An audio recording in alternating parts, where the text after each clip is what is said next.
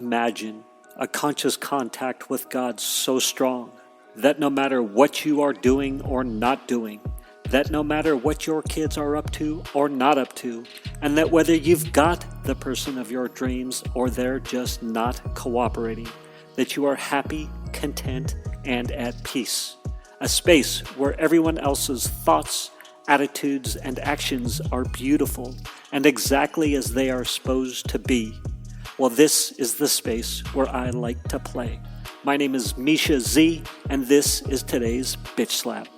Join me as I shed light on the thoughts, actions, and attitudes that are causing you pain, and we train our minds to go to the capital S inner self, the joy that is waiting for us, the God within. Today, not only did I have a ponytail, but I had all my hair in a ponytail. So I just didn't have that like half samurai look, where the top of your head's pulled back into the ponytail and the bottom half is hanging down. That kind of samurai, or you know what I'm talking about. I can think of two movies where I believe where that look was, both Tom Cruise actually. The one movie was Magnolia. I think it was called Magnolia, where Tom Cruise was the man coach. He was teaching guys how to get girls and to be real men or what have you. And he had that samurai haircut. And then there was the movie where he played an actual samurai, or he became a samurai. I think it was called The Last Samurai. He must have had that samurai haircut, but the haircut I'm talking about, or that look, that half ponytail look. Today, I did manage to get the full head of hair into a ponytail. I even believe I got a comment from the dentist. I took young Waylon to the dentist today, which I have to savor, because Waylon's 18, so there are not going to be many more trips to the dentist with Waylon. So I actually enjoy them now, because I know that it's not going to be long where he doesn't want dad taking him to the dentist. But Tracy, who works at the dentist, commented on my man bun in a very nice way. She thought I'd cut my hair, and she said, "Oh no, you just have it pulled back into a man bun." Which I thought was hilarious. Anyhow, this episode is the divorced dad's 6-step process to having a great relationship with your tween/teen.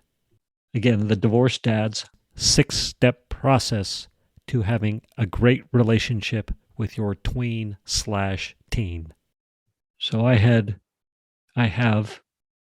now one 18-year-old and one 20-year-old, but I got divorced / separated, what have you, back in tail end of 2010. So that's about 11 years ago.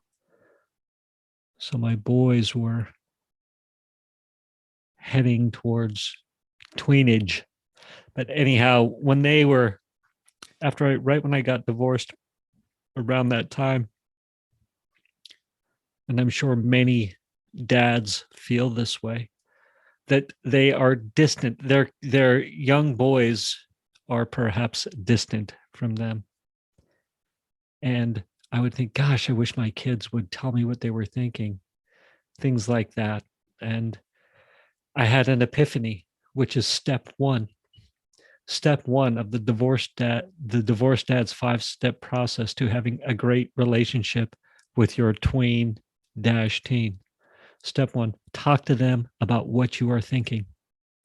And so I had this epiphany one day. I was sitting in the car. My boys were in the car with me, and I was like, what the heck are they thinking? And I realized that I never told them what I was thinking. And so what I started doing from that day moving forward was, whenever we were driving, because you're taking them to school, soccer practice. Actually, my boys did not like soccer, so I was not taking them to soccer practice, but perhaps swim lessons or whatever. I started telling them what I was thinking in the moment, no matter what it was. I'm wondering what we're going to have for dinner, or I'm wondering what I'm going to do with my life, or I'm wondering if I'll keep this girlfriend, or whatever it happened to be. And and for a while, they would just shrug or give me an eye roll or perhaps look up from the phone. And pretty quickly thereafter, they started doing the same. They started telling me more often what they were thinking. That's step one. Step two, make the common space our space. So I had an epiphany. I was like, I've got the living room to the house. Why is it not common ground? Why are the boys not hanging out more in the common space? I'll tell you why. Because it had become the common space had become my space. My office stuff started ending up in the living room. My bedroom stuff started ending up in the living room. And oftentimes it was just little things, headphones, a pen, a pad of paper, something like that. So many different things. Perhaps you leave a pair of shoes in the living room or what have you. But when I made an effort to move all of my stuff, no matter how small, back to my bedroom or back to my office, that opened up space for them. And I also made an effort to hang out more in my space, not the common space, but my space. And sure enough, my boys started wandering in to what was the common space. So make the common space our space. Step number two, or excuse me, step number three, include them in the decision process.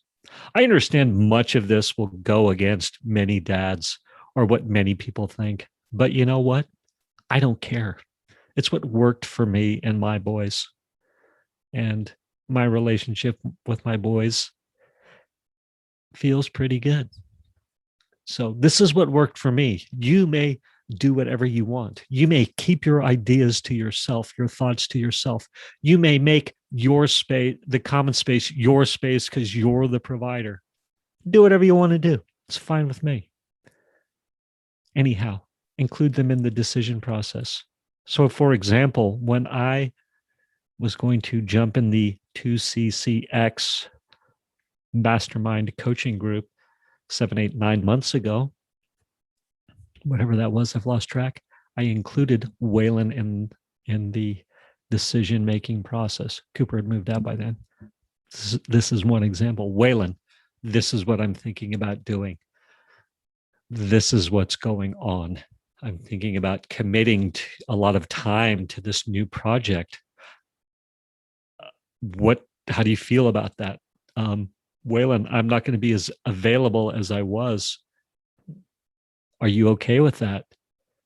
And we had a dialogue and he was okay with it. He said, hey, I'm older. It's cool. I had a habit of just surprising my family with, this is the decision I've made. And they would say, I didn't know it was a question. I didn't know we were trying to make a decision. So include them in the decision-making process. Number 4, ask yourself, do I poo-poo my kids' ideas? How am I not supportive of my kids and their ideas? And oftentimes it's very subtle, I noticed for myself. Like if they like a video game or they like things that I might not appreciate because I'm older and I don't understand, do I knock their ideas? Am I unsupportive? If they talk about some sort of a dream or a vision, if it's different than mine, can I look at it with wonder with them? And oftentimes I am subversive on accident. So I make a habit now to be more supportive of them in that regard and try not to poo-poo their ideas, but be supportive of their ideas. Number 5, say this prayer. God, or whatever you believe in, source, the great wonder, the great, I don't know, call it whatever you want. I say God because it's easy. God, how can I be more supportive of my boys, setting aside my own selfish wants and desires? God, how can I be more supportive of Waylon, setting aside my own selfish wants and desires? Oftentimes, my ego and how I want to be perceived as a father, or the success I wish upon them, is unfortunately sometimes me just wanting to look and feel good. And it's hard to admit, but it is true. Number 6, and perhaps the hardest, treat them with the respect that you demand from them. Treat your teens and tweens with the respect that you demand from them. There was a time when I took inventory, and I've done this a couple times, and I strongly recommend that all parents do this. Look at how you're treating your kids, or I would look at what were the things that frustrated me about my kids, and how did I treat them as a result? Or what were the behaviors that I was doing that was sussing out reactions from them? Really taking an inventory of my side of any tension between kids, my boys. And I have made apologies to my teen boys. Cooper, I apologize for prejudging what you're going to say, for overreacting, for insert here, right? How many things do we do as a parent? And cutting them off. There's all sorts of things. And so apologizing for that, which in the moment can feel like you're giving them the sword. But I have found that the payoff from all of these things has been incredible. So there you have it, my divorced dad's 6-step process to having a great relationship with your teen tween. Here they are again, a quick recap. Talk to them about what you are thinking.